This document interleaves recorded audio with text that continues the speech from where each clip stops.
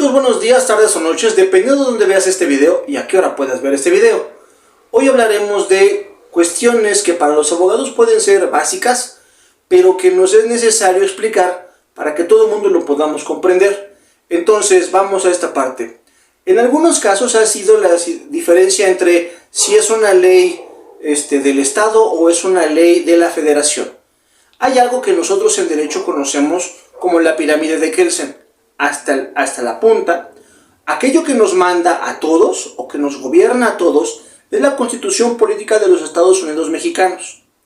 Después de ahí vienen la Constitución, después son los tratados internacionales, sobre todo los de derechos humanos, pero no son los únicos.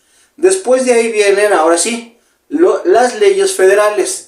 La Ley Federal de Armas de Fuego y Explosivos, la Ley de Revocación de Mandato, la Ley de Consulta Popular, el Código de Procedimientos Civiles Federal, el Código Federal de Procedimientos Penales y varios más, la Ley Federal del Trabajo, el Código de Comercio que también es de carácter federal. Entonces, y estoy englobando aquí solamente unos poquitos, porque son muchas leyes las que pueden entrar. Aquí ya saben, abajo en los comentarios vamos a ponerle también, o en la descripción vamos a poner ahí, puedes revisar todas las leyes de la Federación en ordenamientojurídico.org. Ahí vienen todas las leyes.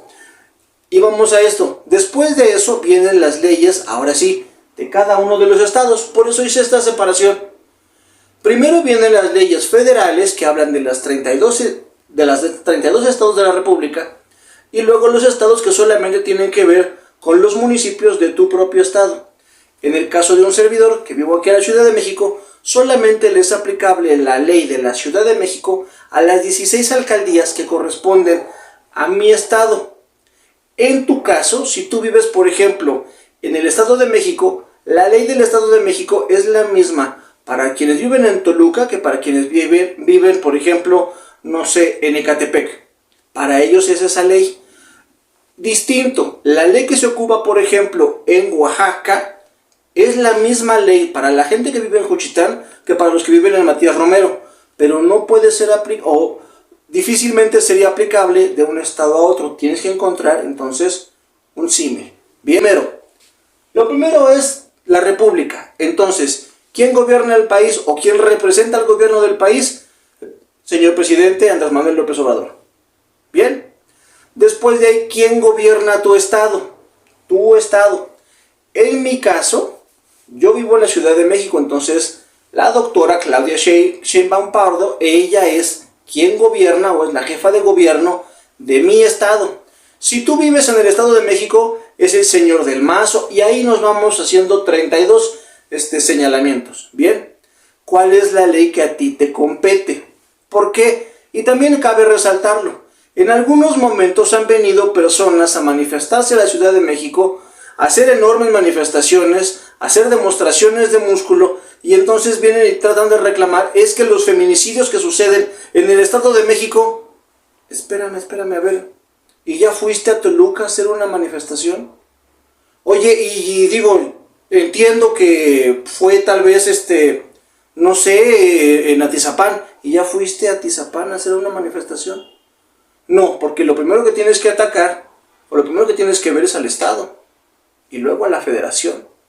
Entonces, recomendación, es que hubo un problema porque se le debe. Primero averigua en tu estado qué es lo que tienes que hacer, y después, y cuando se trastoca ahora sí ya situaciones de la Federación, entonces ya se hace una manifestación en la Ciudad de México, que es donde se concentran todos los poderes de la Unión.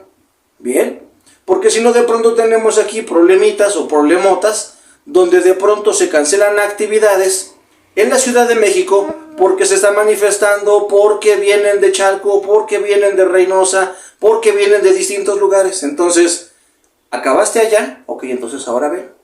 Porque también había gente hace unos años, con los Frena venían de pronto unas personas desde Chihuahua, es que no hay agua. Pues el presidente es de la nación, no del cielo. Él no hace que llueva, ¿no? Es que no hay agua, pues nadie puede. De la Ciudad de México, ¿qué hacemos? Juntamos el agua entre todos, el sudor para llevarte agua. Pues no, ¿verdad? Entonces, ¿qué quieren? Es que queremos más agua. ¿Y de dónde la sacamos? Hay que ser conscientes de esa parte. Entonces, y en resumidas cuentas, Hay leyes federales que nos atañen a todos, ya las señalé. Hay leyes locales que nos atañen solamente a quienes vivimos dentro de un estado. Somos 32 estados. Entonces, a quienes estamos dentro de esos 32 estados, nos aplican las leyes locales. Abajo, en ordenamientojurídico.org, también vamos a señalar que ahí mismo puedes revisar todas las leyes de tu estado. Todas vienen ahí, para eso es ese compilado. Bien, esa es la primera parte.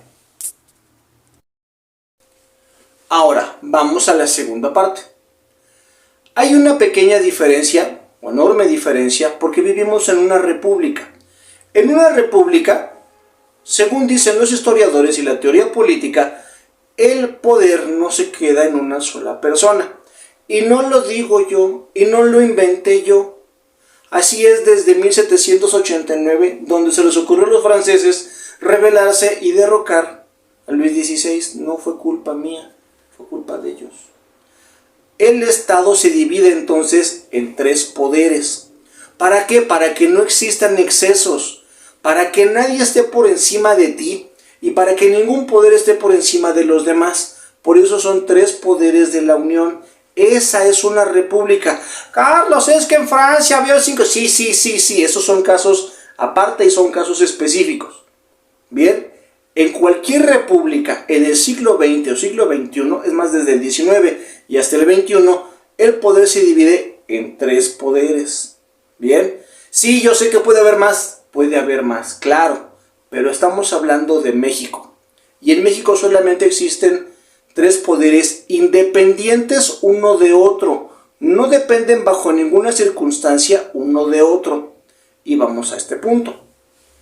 En la República Mexicana se señalan 3 poderes de la Unión. Voy a señalarlos solamente como me vienen a la mente, no es porque tengan más importancia uno que otro.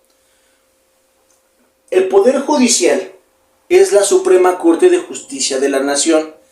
Ellos verifican qué es justo y qué es lo legalmente que se tiene que aplicar a cada persona. Oye, ¿y las leyes quién las hace? Pues las hace el Poder Legislativo. ¿Y quiénes hacen las leyes? Los diputados, los 300 diputados y los 128 senadores, son un poco más de senadores, Entonces, en esta parte tienes que, son 500 personas al final y tiene ahí que ver esta situación. Bien, porque son entonces los diputados y los senadores los encargados de hacer las leyes. Ellos van a promulgar las leyes que después tú vas a acatar, que tú vas a seguir. Ellos dirán, esta es la ley general, y la Suprema Corte de Justicia, ellos pueden decir, esta parte está bien, pero este detalle no va ahí. Por eso, las leyes son de aplicación general.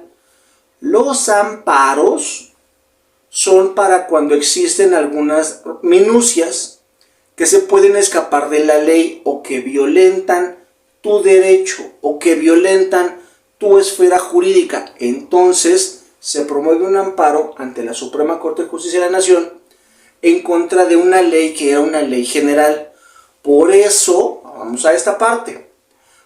Hace algunos años, la primera contrarreforma que hizo el presidente iba dirigida a la reforma eléctrica o a la reforma energética, a la contrarreforma energética.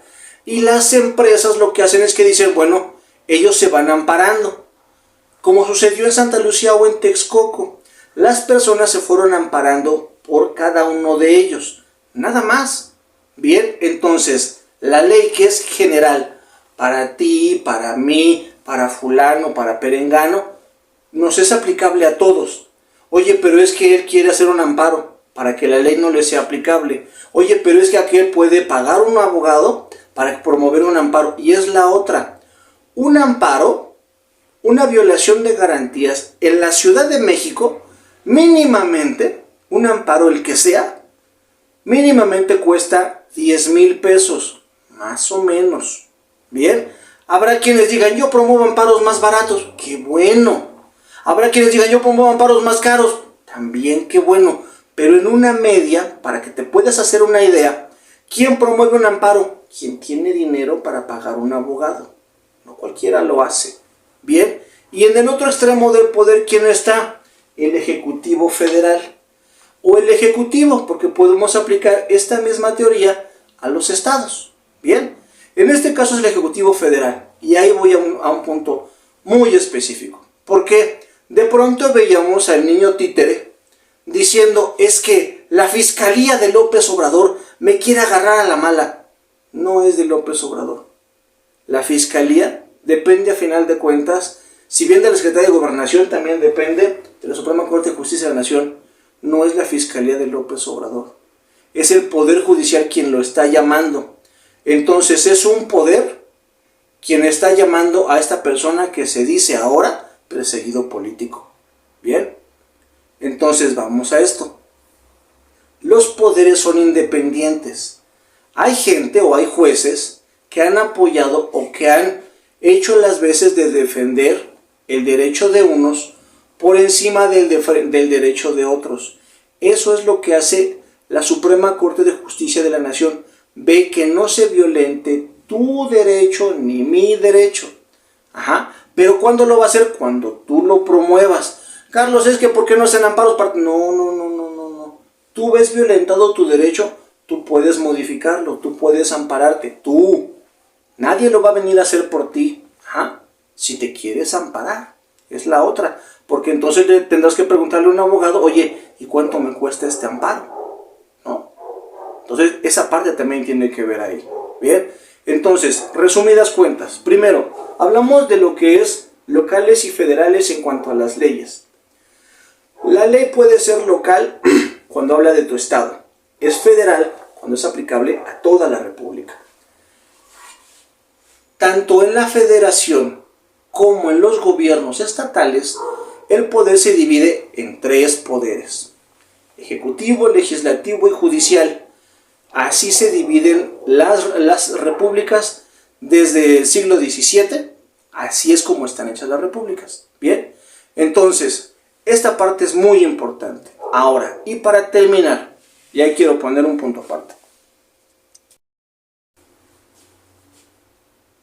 Y ahora, para ponerle un poquito más de pies a esto, y porque aparte se juntó con la nueva situación de Emilio Lozoya. Cuando tú eres parte o cuando tú conoces de un hecho delictivo o que se presume delictivo, de un acto delictivo que es contrario a derecho, que está en contra de las normas que en el derecho nos rigen y que rigen nuestra sana convivencia, tú puedes hacer una denuncia. Haces una denuncia, en algunos casos, en esa misma denuncia hay un detenido. Voy a hacer una acotación personal derivada de un asunto que públicamente se llevó y que vieron que yo llevé. En el asunto de Radio Búfalo, con el compañero, había una persona detenida que fue la persona quien se sustrajo, o quien sustrajo el celular, quien pateó el teléfono celular de Búfalo, llevándolo hacia dentro del campamento. Ojo, no estoy diciendo que el señor sea culpable, desde un principio voy por ahí. Bien, a final de cuentas él trabajaba bajo órdenes de alguien más. Sí existe una diferencia y ya lo habíamos platicado, eso ya se expuso en otro video. Bien, hay un detenido. Esta persona entonces es presentada junto con la denuncia ante el MP.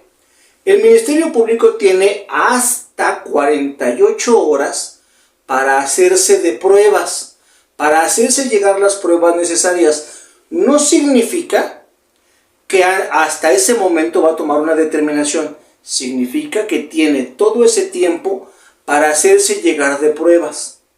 Y tomar el caso de esta persona como ejemplo, y lo voy a hacer también con el de Rosario Robles. ¿Por qué? A final de cuentas, la persona que se detuvo en el incidente de Radio Búfalo no tenía cómo comprobar su estadía en la Ciudad de México. Esta persona entonces primero dijo que vivía en el Zócalo de la Ciudad de México. Cuando se revisó un documento, tenía una dirección en un estado de la República. Cuando él hace referencia de su origen, él refiere otro estado de la República. Entonces, el juzgado, o el juez en este caso, no tiene los elementos necesarios como para dejarlo irse a sabiendas de que puede regresar y seguir su procedimiento. Por eso es una de las tantas cosas por las cuales el señor Martín, es su nombre, y así lo voy a llamar solamente así, el señor Martín en todo caso fue detenido por esa situación de que él no tenía no tenía legalmente no era vecino de aquí de la Ciudad de México para pronto, ¿bien? Entonces en esa parte, como no tenía arraigo, no se podía mostrar el arraigo, entonces se tenía que hacer que la persona se quedara aquí en la Ciudad de México. En esta parte es muy parecido el asunto de Rosario Robles. ¿Por qué?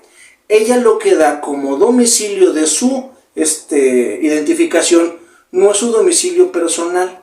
Ella da el domicilio del despacho que le tramitó la licencia de conducir. No es su domicilio personal.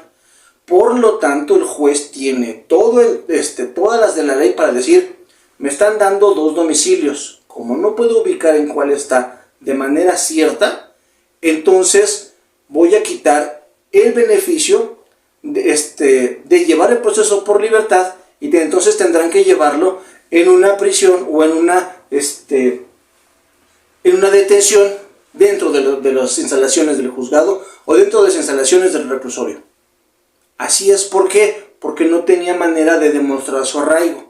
La señora Rosario Robles primero dijo que vivía en no sé cuántos lados, y luego que no vivía en ningún lado y que no tenía dinero y 20 cosas distintas. Bien, muy parecido al asunto del señor Martín. Martín no tenía cómo demostrar su arraigo, por eso es que fue recluido. Eso y cosas que después se fueron suscitando. Vamos a esto. Bien, porque entonces, si hubo una situación, sí. A final de cuentas, él pudo haber tomado la determinación de se cayó el celular y dejarlo ahí, o levantarlo y entregárselo a Búfalo, porque es de él. No tenía por qué haberlo aventado hacia adentro, donde sabía que Búfalo no iba a entrar. Bien, entonces ahí hay otra situación, donde a final de cuentas, e incluso dicho por la boca de Martín, él entregó el teléfono a otra persona, encargada incluso de seguridad en ese campamento, que a final de cuentas solamente levantó las manos y dijo, yo no fui, fue él, llévenselo a él, y jamás lo fueron a ver. Aguas ahí. Este punto, ¿por qué va en este momento? Emilio Lozoya, cuando es trasladado a México, él presenta ciertas cosas, y si bien estuvo detenido un par de semanas porque se sentía mal, y es que tengo un cuadro de X cosas, ¿no? Entonces el señor estuvo un momento dentro o detenido en alguna parte del Poder Judicial de la Federación. Después que dijo, yo tengo suficiencia monetaria y dejo mi pasaporte para que vean que no me voy a retirar del país, y a final de cuentas pueda yo seguir realizando mi vida sin ningún problema. Por eso es que el señor se le dio el beneficio de andar con un brazalete en la Ciudad de México. No recuerdo a ciencia cierta que el brazalete incluyera algún estado de la República. Yo me quedo en que solamente era en la Ciudad de México. Si el señor fue encontrado de pronto comiendo en el Hunan un pato a no sé qué, y si después fue visto echándose unos tacos de canasta, es decisión del señor, ¿no? Tampoco te encabrones por eso. Bien, vamos de aquí. A final de cuentas, y mucha de esta situación tiene que ver con que Emilio Lozoya dijo, yo voy a presentar las pruebas. Ok, ¿cuándo? No, pues dame una prórroga. ¿De cuánto tiempo? De 3 meses. Ok, ¿y las pruebas dónde están? Porque entonces se quedaron en el entendido de dame las pruebas. Dame las pruebas. Y dame las pruebas. Y entonces, esta última vez, el señor quería 3 meses por lo menos para poder entregar las pruebas, y el juez de la causa penal de Emilio Lozoya dijo, se te acabó. 1, te vas a quedar encerrado, y 2, quiero las pruebas. Es que no te las... No, entonces si no las tienes en las manos, no me las puedes dar. Y las cosas han venido cambiando, ¿bien? Pero esta parte era importante, porque si el día de mañana tratan de detenerte o te detienen, el Ministerio Público tiene hasta 48 horas para hacerse llegar de pruebas, para judicializar entonces la carpeta de investigación, para que entonces sí te lleven ante un juzgado y el juez determine si estás o si puedes llevar o no tu proceso en casa. Importante y muy, muy, muy importante. Maneja siempre la verdad. No trates de mentirle al juez, no trates de mentirle al MP. Vivo en Pedro Pérez, Colonia Fulanita, Alcaldía Perengana. Ahí vives. Ahí te van a ir a seguir. Ahí te va. Exacto, ahí está bien. ¿Por qué? Porque si tú das una dirección y después das otra y después la cambias, y es que si mi primo, y es que si se entera, y es que... Entonces lo único que estás haciendo es cargarte para quedarte adentro de la reja. ¿Bien? Entonces, hubo un incidente, tú te viste inmiscuido, estuviste detenido. Mantén siempre la verdad para que se pueda revisar, porque de otra manera va a ser complicado. ¿Bien? Entonces, estos tres temas eran muy importantes de platicarles porque eran temas que teníamos que ver de derecho y que tú tienes derecho y que tú debes de saber. Recuerda, entre más sepas tus derechos, más puedes exigir que aquel cumpla sus obligaciones, que no se quieran pasar de listos contigo porque tú conoces tus derechos. Recuerden, aquí abajo vamos a poner todo lo que es ordenamientojurídico.org para que conozcas las leyes de tu estado, para que conozcas todas las leyes y la Constitución que a ti te cubre. Bien, después hablaremos de la Constitución de la Ciudad de México, que es un caso bien aparte y lo platicaremos todavía, si es posible, hasta con más gente. Un abrazo enorme. Entonces, recuerden, ¿te gusta la información? Regálanos un like.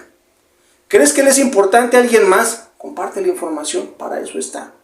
Bien, ¿qué más? Suscríbete al canal porque necesitamos llegar por lo menos a 1000 seguidores para poder hacer un en vivo y entonces ya platicar todos de manera cierta qué es lo que está pasando.